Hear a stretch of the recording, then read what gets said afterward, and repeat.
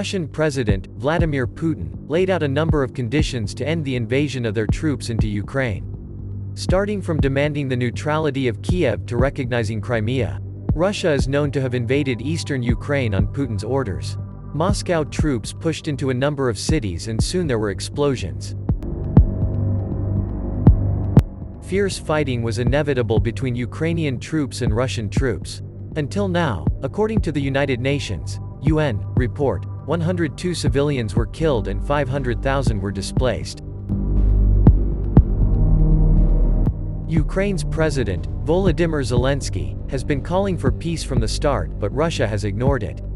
The following is a list of conditions that the Kremlin put forward to end the invasion of Ukraine during talks with French President Emmanuel Macron.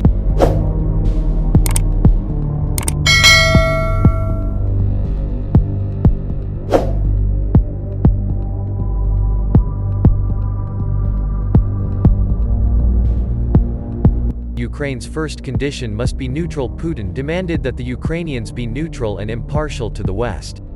Long before the invasion took place, Russia also frequently stated that Ukraine should not join the North Atlantic Treaty Organization, NATO. Putin is worried that if that happens, his country's sovereignty and security will be threatened.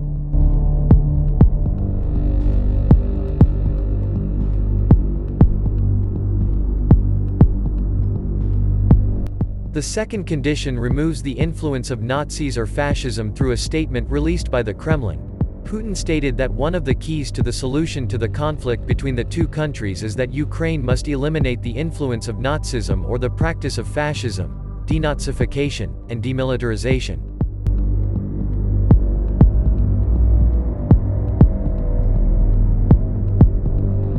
Russia views Ukraine as a neo-Nazi state.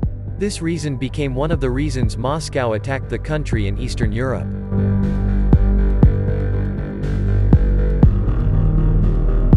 So far, Putin has claimed that part of the population in Ukraine, especially in the east, has been the target of discrimination and genocide.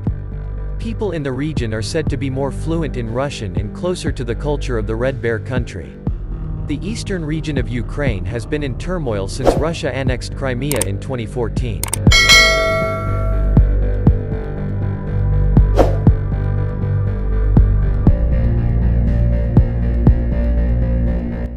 Third, Ukraine must recognize Crimea belongs to Russia. Apart from these two things, Putin also demanded that Ukraine recognize Crimea, which was annexed about 8 years ago. This area is directly adjacent to the Black Sea. Russia is open to Russia. It is open to talks with Ukrainian representatives and expects talks to lead to the desired outcome, the Kremlin said in a statement.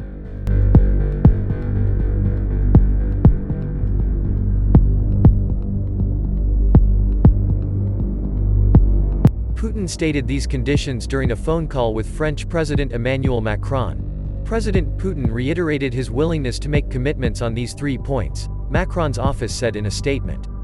Macron also reaffirmed the request of the international community to stop Russia's attack on Ukraine, and reiterated the need to implement an immediate ceasefire, the Élysée presidential palace said.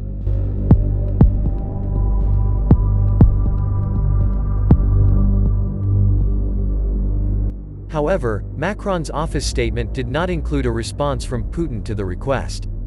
Macron also asked Putin to respect international humanitarian law, and allow the delivery of humanitarian aid. The phone call is the latest in a series of communications between the two presidents over the Ukraine conflict.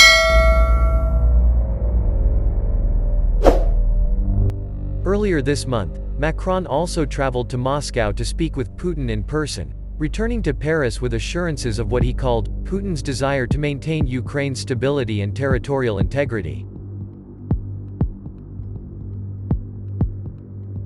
Thank you all for watching this video.